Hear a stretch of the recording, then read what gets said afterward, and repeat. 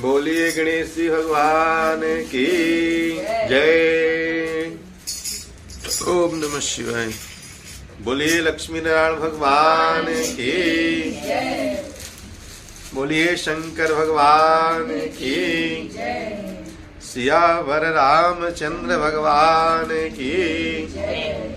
बांके बिहारी लाल की जय। ठाकुर जी महाराज की जय। गंगा मैया की जय। माघ महात्म की जय। जयकारा शेरा वालिदा बोल साचे दरबार की जय। ओम प्रणम्य शिरसा देवं गौरीपुत्रं विनायकं भक्तावासं स्मरे नित्यं आयुकामार्थ सिद्धये। ओम शान्ताकारं भुजगशयनं पद्मनाभं सुरेशं विश्वाधारं गगनसदृशं मेघवर्णं शुभांगं श्रीलक्ष्मीकान्तं कमलनयनं योगभिर्ध्यानगम्यं वन्दे विष्णुं भवभयहरं सर्वलोकैकनाथं शिवं शान्तं जगन्नाथं लोकानुग्रहकारिकं शिवमेकपरं नित्यं सिकाराय नमो नमः। राम रामेति रामेति रमे रामे मनोरमे सहस्रनाम तत्तुल्यं राम नाम वरानने।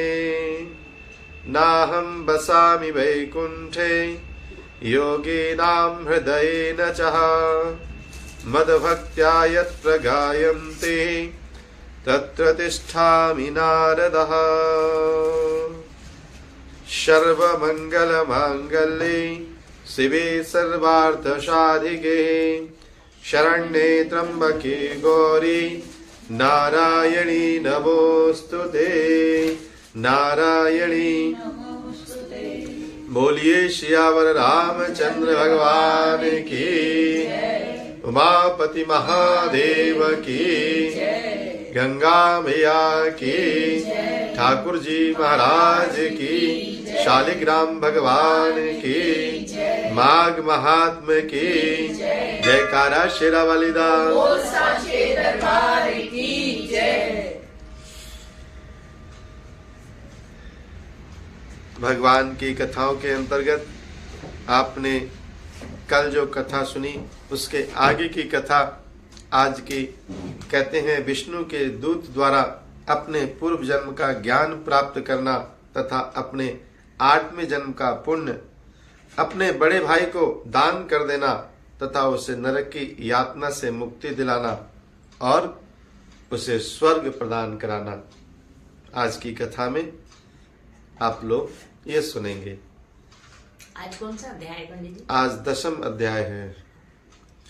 विष्णु दूत ऐसे वचन सुनकर प्रसन्न विकुंडल ने श्रद्धा से विनम्र होकर कहा, सौम्य गंगा जल के समान अमृत रूपी आपके वचनों का श्रवण कर मैं कृतकृत हो गया। मुझे अपार प्रसन्नता है कि आपने जो मुझे अपने वचनों के माध्यम से ज्ञान प्रदान किया। धर्मशास्त्रों ने सत्य ही कहा है कि सज्जनों के दर्शन मात्र से पापों और तापों का नाश होता है। इसलिए सत्संग की महिमा बताई गई है और अच्छे लोगों की संगति को महत्व दिया गया है। जैसी आपकी संगत होगी वैसे ही आपके गुण होंगे और वैसे ही आपकी पहचान होगी। विकुंडल जी कहते हैं, हे विष्णुदूत, आपने ज्ञान देकर मेरे अज्ञान और संदेह का नाश किया है, तथापि मुझे एक शंका तथा कष्ट से और मुक्त करने की कृपा करें। कृपया मेरे बड़े भाई को नरक की मुक्ति दिलाए, उसे भी आप नरक की यातना न झेलनी पड़े, ऐसा कोई मार्ग बताइए। मैं चाहता हूं कि वो मेरे बड़े भाई हैं, वो इस कष्ट में ना रहें। कहते हैं सज्जन पुरुष जो होते हैं वो दूसरों का हमेशा भला चाहते हैं, चाहे वो अपना हो और चाहे वो पराया हो। ऐसे ही विकुंडल ने भी आग्रह किया कि आप कोई उपाय ऐसा कीजिए जिससे मेरा भाई भी उस नरक की यातना से बाहर आ जाए। विष्णु दूतों ने उससे कहा कि हे वैश्वर, यदि तुम ऐसा चाहते हो कि तुम्हारा भाई नरक की यातना ना भोगे तो तुम्हें एक कार्य करना पड़ेगा। तो उसने कहा बताइए मुझे क्या करना है।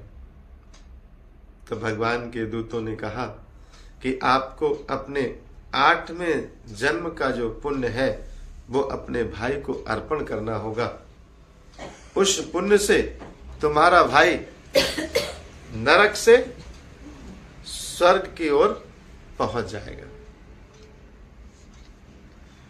विष्णुदूत के ऐसा कहने पर विकुंडल ने उससे पूछा कि हे विष्णुदूत, मैं अपने ज्येष्ठ भ्राता को नरक से मुक्त कराने के लिए अपने 8वें जन्म के पुण्य को अर्पण करने के लिए तैयार हूं। मुझे इसमें किसी प्रकार की कोई परेशानी नहीं है, लेकिन मुझे तो ये पता ही नहीं है कि मैं 8वें जन्म में कौन था, कहां था, और मैंने ऐसे कौन से पुण्य कर्म किए थे जिनको आप अर्पण करके मेरे भाई को नरक की यातना से बाहर लाने के लिए कह रहे हैं। तो मुझे भी तो ये ज्ञात होना चाहिए कि आखिर 8वें जन्म में मैंने कौन से पुण्य कर्म किए थे। तब भगवान के दूत कहते हैं कि हे वैश्वर, अब मैं तुम्हें तुम्हारे 8वें जन्म के विषय में बताता हूं कि 8वें जन्म में आप कौन थे और आपने क्या पुण्य कर्म किए थे। तुम ध्यान पूर्वक सुनो। अत्यंत प्राचीन काल में मधुवन में महर्षि शाकल निवास करते थे। वे बड़े तपस्वी, ज्ञानी और वेदाध्ययन रत रहते थे तथा महर्षि बहुत ही तेजस्वी थे।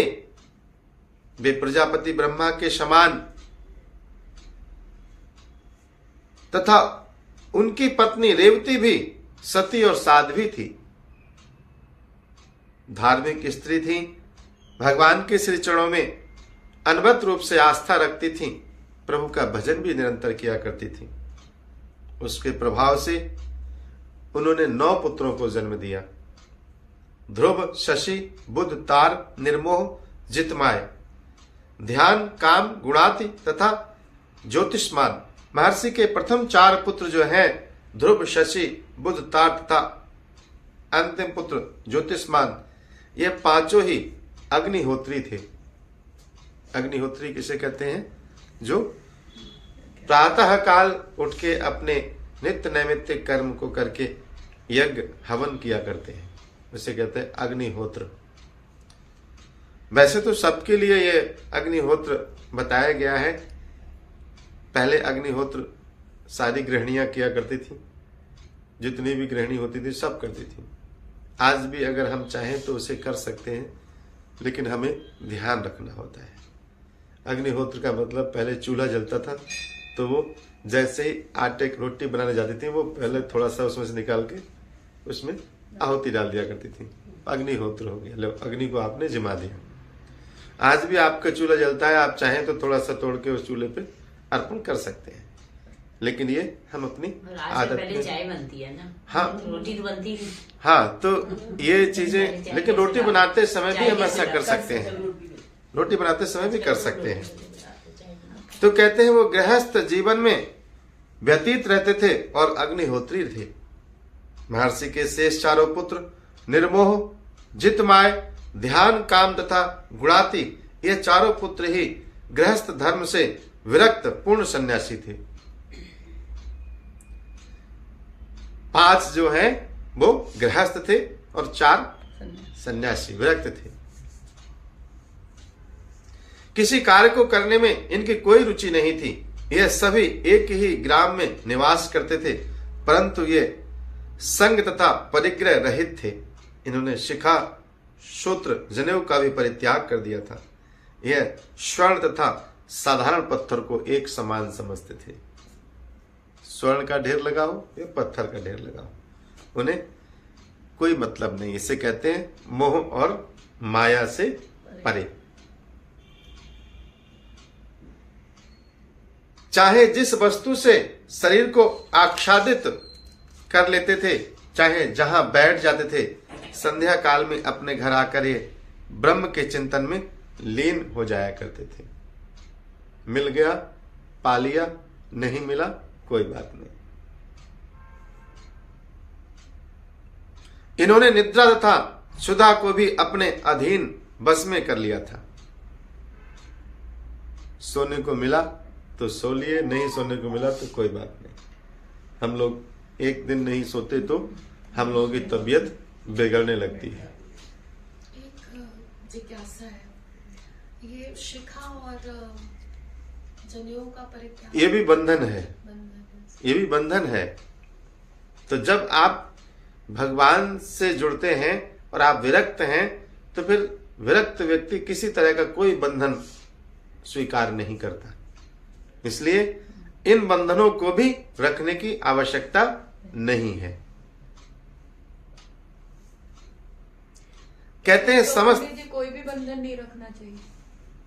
हाँ, कोई का मतलब भगवान से के रास्ते पे चल रहे हैं, फिर दुनिया भर के बंधन तो पहले धीरे धीरे छोड़ना। भाई सांसारिक चीजें तो आपको छोड़नी होंगी, तभी तो भगवान की ओर बढ़ना होगा। लेकिन ये गृहस्थ व्यक्ति के लिए नहीं है, ये विरक्त व्यक्ति के लिए है। सन्यासियों के लिए ये विरक्त व्यक्ति के लिए है। गृहस्थ व्यक्ति के लिए तो कहा गया है कि अपना काम करते हुए, अपने दायित्व को पूजा समझते हुए भगवान का सुमरन करते जाओ।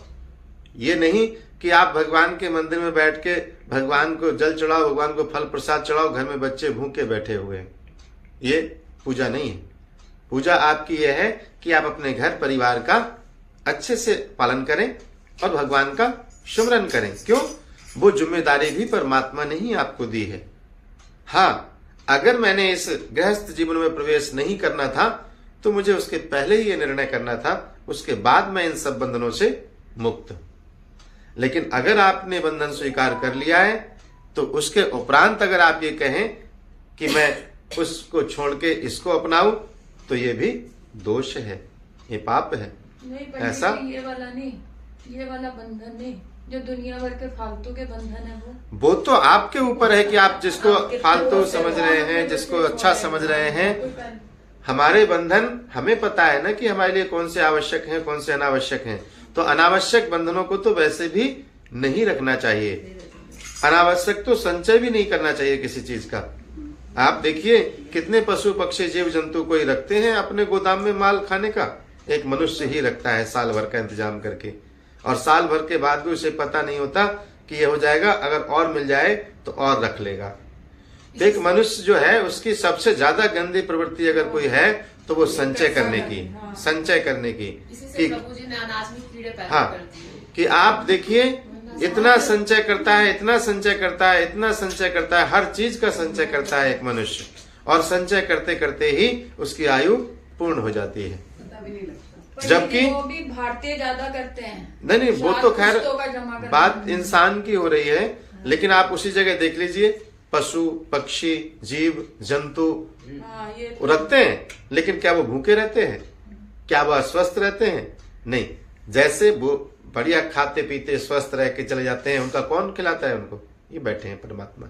लेकिन मनुष्य ये चाहता है, मनुष्य के मन में ये आ जाता है कि मैं इकट्ठा नहीं करूंगा तो भूखा रह जाऊंगा, इसलिए वो उसको इकट्ठा करता रहता है, इकट्ठा करता रहता है। और सबसे ज्यादा मनुष्य ही ऐसा प्राणी है कि जो भगवान के प्रति गुणगान करता है कि भाई भगवान जी हैं, भगवान जी हैं, और अपने कार्यों में उससे सम्मिलित नहीं करता। तो विरक्त पुरुष का यात्रा और गृहस्थ व्यक्ति की यात्रा, दोनों यात्राएं अलग अलग होती हैं, माध्यम भी अलग अलग होते हैं भगवान को प्राप्त करने के। इसलिए दोनों की पूजा एक समान ही है, बस यह है कि लगन सच्ची होनी चाहिए। तो कहते हैं कि संपूर्ण चीजों का, सांसारिक वस्तुओं का, समस्त चीजों का उन्होंने परित्याग कर दिया था। हे वैश्यवर, उस समय तुम मत्स्य देश में निवास करते थे। एक दिन मध्याह्न काल में क्षुधा तथा तृषा से पीड़ित होकर ये चारों योगी जन जो हैं तुम्हारे यहां आ गए। अपने घर के आंगन में इन योगियों की उपस्थिति देखकर तुमने अत्यंत गदगद होकर इनका स्वागत किया। इन्हें श्रद्धा सहित प्रणाम करके इनके चरणों का स्पर्श करके हाथ जोड़कर मधुर वाणी में आपने निवेदन किया था कि हे महात्मन, आपके दर्शन पाकर आज मेरा जीवन धन्य हो गया, मैं सफल हो गया। अगर कोई साधु महात्मा आपके घर आ जाए या कोई तपस्वी व्यक्ति को आपको दर्शन हो जाए उसके, तो ये मानिए कि हमारा परम सौभाग्य होता है। इसके बाद तुमने उनके चरण धोकर चरणोदक को सिर पर धारण किया। ऐसा करते ही तुम्हारे जन्म जन्मांतर के पाप नष्ट हो गए। पहले जो है कोई श्रेष्ठ व्यक्ति हुआ करता था तो उसके घर में जब वो आता था तो उसके चरण धुले जाते थे। आज भी बहुत सारे घर परिवार में ये पद्धति कभी कभी देखने को मिल जाती है कि भाई कोई बहुत श्रेष्ठ व्यक्ति आए, कोई गुरु जी आए हैं हमारे घर या कोई आए हैं हम जिनको परम आदरणीय मानते हैं, उनके चरण धुलते थे और चरण धुल के अपने पूरे घर में छींटा लगाते थे। ये हमारी आदिकाल से परंपरा रही।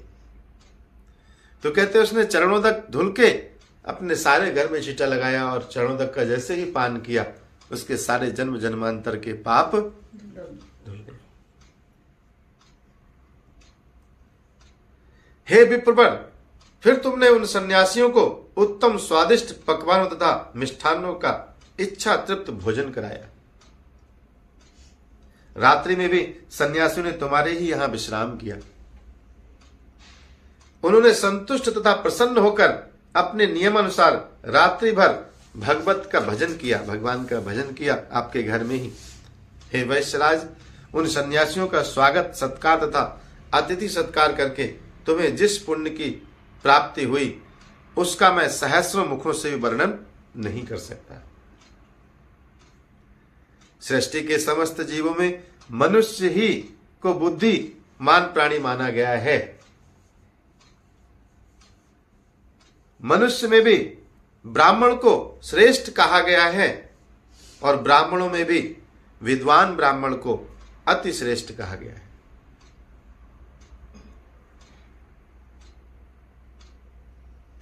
क्योंकि ये तीनों लोकों में श्रेष्ठ माने गए हैं, अतएव इनकी पूजा करना मनुष्य का परम कर्तव्य और धर्म है। हे वैश्यवर, इनका संग साथ महापापों का नाश करने वाला है। ऐसे जितेंद्रिय धर्मात्मा महात्मा यदि गृहस्थों के घर पधारते हैं तो सहज ही समस्त पापों का नाश करते हुए उनका कल्याण कर देते हैं। उनके घर उनका कल्याण करने के लिए ही वो आते हैं। अतएव हे वैश्य, तुम अपने 8वें जन्म के पुण्यों का दान कर अपने ज्येष्ठ भ्राता को नरक से मुक्त कराओ।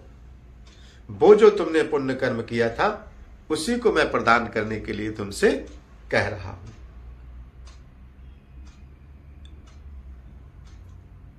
विष्णु भगवान के दूतों के वचन को सुनकर विकुंडल प्रसन्न हो गया। उसने अपने 8वें जन्म के संचित समस्त पुण्यों को तत्काल हाथ में जल लेकर संकल्प किया और संकल्प के माध्यम से उसने वो पुण्य अपने भाई को अर्पण कर दिया।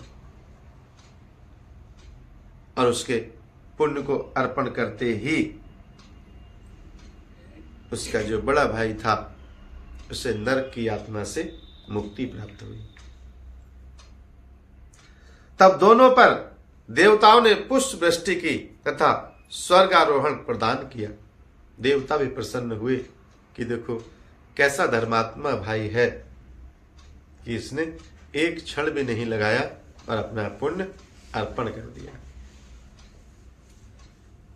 तो कहते हैं कि दूसरों के हित के लिए अगर हम कोई कार्य करते हैं तो उसका परमात्मा हमें कई गुना ज्यादा फल प्रदान करते हैं। हमारे जीवन में कभी कभी ऐसे अवसर आते हैं कि हमारी जेब में कुछ धन है और सामने वाले को देना है और वो जरूरतमंद भी है, और हम जो है उस समय भी अपने कृपणता जारी रखते हैं और देते तो हैं, लेकिन उसमें भी हम दिल खोल के नहीं करते। तो ये चीजें ये बताती हैं कि आप उस समय भी सशंकित हैं, जबकि उस समय अगर सामने वाला जरूरतमंद है तो उसकी आप मदद कर दीजिए, परमात्मा आपकी जेब को पुनः भर देते हैं। तो विकुंडल ने जो है एक क्षण भी नहीं लगाया। वो ये सोच सकता था कि अरे मैंने तो इतना अच्छा कार्य किया है, मैं इस पुण्य को क्यों दूं, इससे मैं अपना ही आगे का लोग संभाल लूं।